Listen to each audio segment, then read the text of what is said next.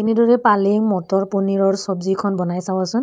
এবাৰ খালে আপোনাৰ বাৰে বাৰে খাবৰ মন যাব আৰু ইমান সোৱাদযুক্ত হয়, সেয়ে ভাবিলোঁ মই আপোনালোকৰ লগত এই ৰেচিপিটো শ্বেয়াৰ কৰোঁ। প্ৰথমতে মই পালেং শাকখিনি সিজাই লৈ অকণমান ঠাণ্ডা হ'বলৈ দি এইফালে মই মটৰ, বিলাহী, আদা, নহৰু, জিৰা আৰু পিঁয়াজ দুটা কাটি লৈছোঁ।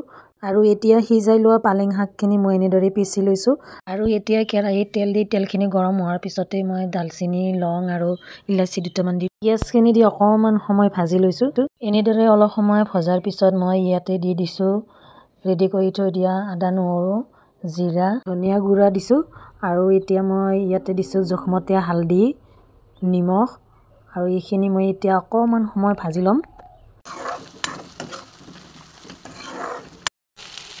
এতিয়া দিছোঁ কাটি থৈ দিয়া বিলাহীখিনি আৰু বিলাহীখিনি অকণমান ভাজি লৈ বিলাহীখিনি নিসিজাৰ কাৰণে ইয়াতে অকণমান পানী দি দিছোঁ যাতে বিলাহীখিনি ভালদৰে সিজি যায়।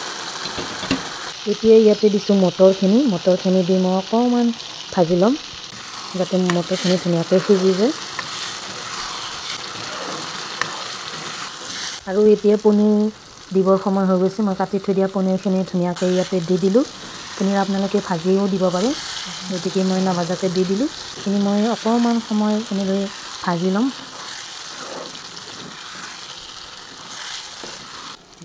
আৰু এতিয়া ইয়াতে দিম পেষ্ট কৰি থোৱা পালেং শাকৰ পেষ্টখিনি। এতিয়া মই অকণমান সময় এইখিনি লগাই ধুনীয়াকৈ ঢাকনি এখনেৰে ঢাকি সিজিবলৈ দিম।